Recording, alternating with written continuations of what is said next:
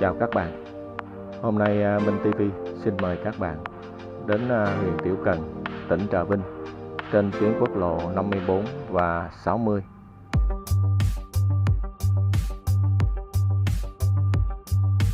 Từ bến phà Đại Ngãi đi từ tỉnh Sóc Trăng đi qua tỉnh Trà Vinh trên tuyến quốc lộ 60 là đến địa bàn của huyện Tiểu Cần, tỉnh Trà Vinh.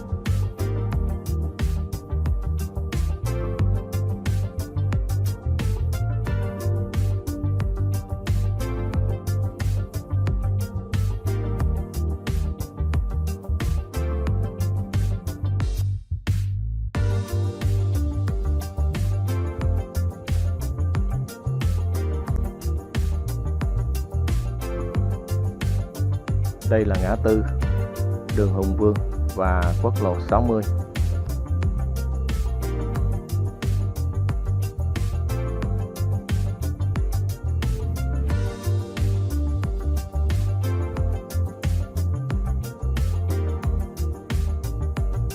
Huyện Tiểu Cần thuộc cụm đô thị phía Tây của tỉnh Trà Vinh, cách trung tâm tỉnh lỵ 24 km theo quốc lộ 60, thuộc tả ngạn sông Hậu. Huyện Tiểu Cần nằm về phía Tây của tỉnh Trà Vinh, phía Đông giáp huyện Châu Thành, phía Tây giáp huyện Cầu Kè, phía Nam giáp huyện Trà Cú, phía Bắc giáp huyện Càng Long. Huyện Tiểu Cần có diện tích là 227,22 km².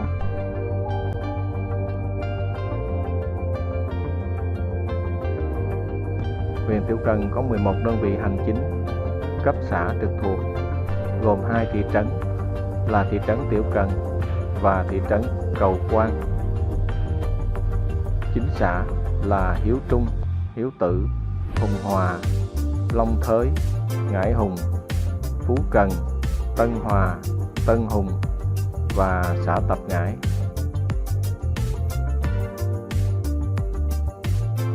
Huyện có vị trí thuận lợi về giao thông đường bộ và đường thủy. Quốc lộ 60, quốc lộ 54, đường tỉnh 912, 915, sông Hậu và sông Cần Chông. Nhìn chung, huyện Tiểu Cần có vị trí khá thuận lợi trong việc giao lưu, phát triển kinh tế xã hội với các địa phương khác trong và ngoài tỉnh.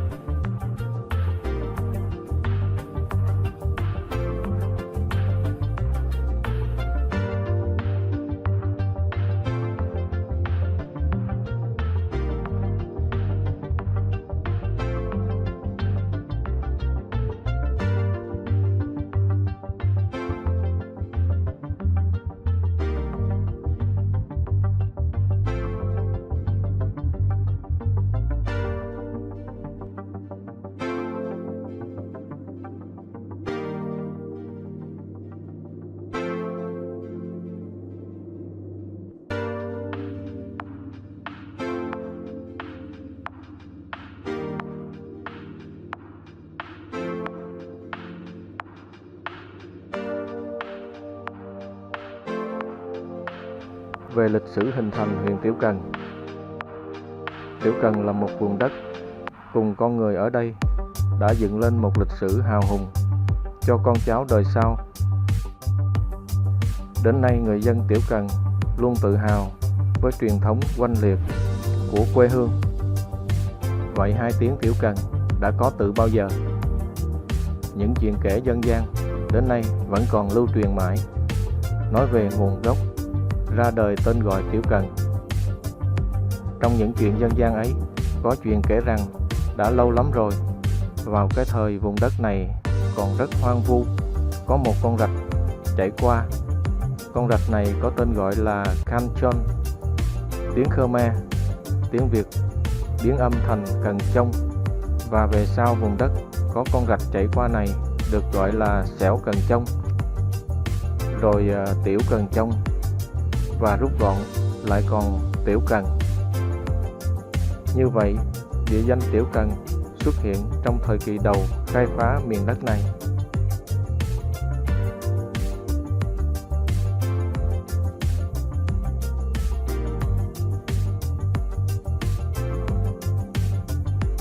ngôi nhà thờ Lộ Mới trên tuyến quốc lộ 60.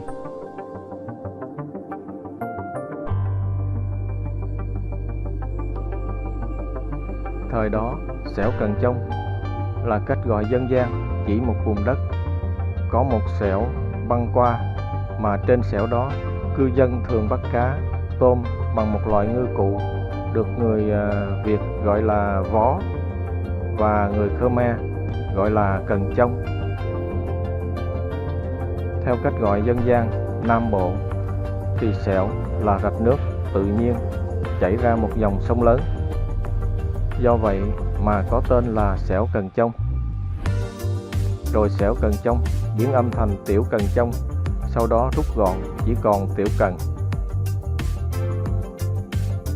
Như vậy địa danh Tiểu Cần không chỉ là kết quả của quá trình biến âm và rút gọn âm tiết theo quy luật ngôn ngữ, là kết quả của một quá trình tiếp xúc giao lưu văn hóa trong thời kỳ đầu chung sống của các dân tộc người Việt, người Hoa và người Khmer trên vùng đất này.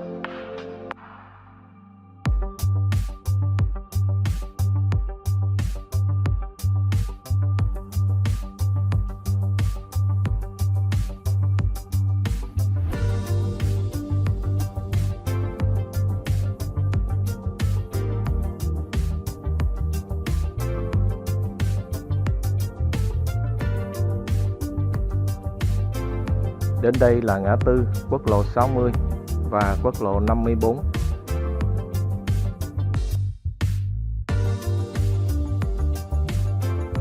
Và mình quẹo phải đi trên quốc lộ 54.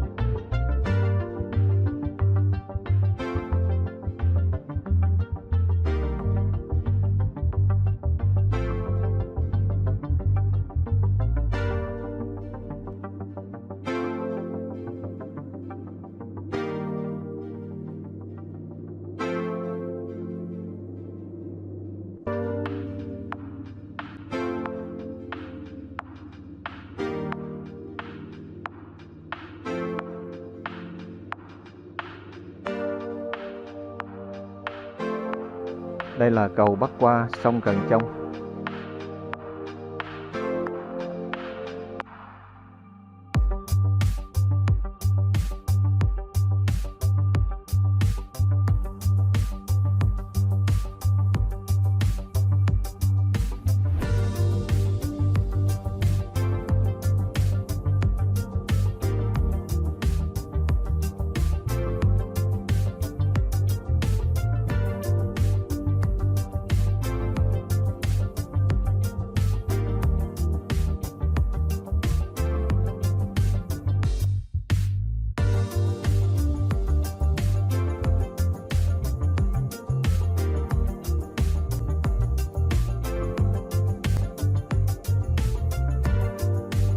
Tiểu Cần là huyện thuần nông, kinh tế chủ yếu là nông nghiệp. Các ngành công nghiệp, xây dựng và thương mại, dịch vụ đang phát triển. Trong nội bộ, ngành nông nghiệp, trồng trọt vẫn chiếm vai trò chủ đạo. Nuôi trồng thủy sản đang phát triển dựa trên nguồn lợi từ sông Hậu.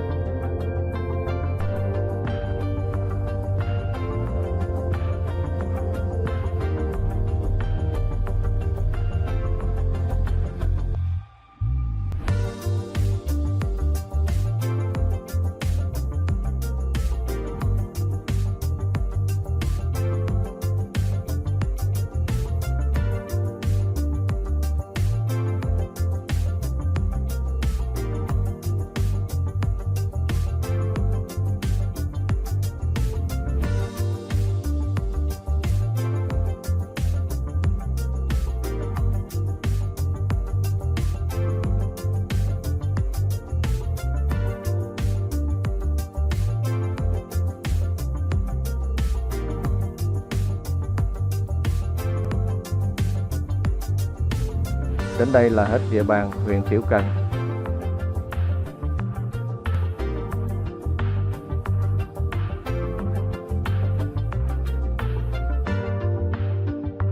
Đến đây mình cũng xin tạm dừng. Xin mến chào và hẹn gặp lại các bạn.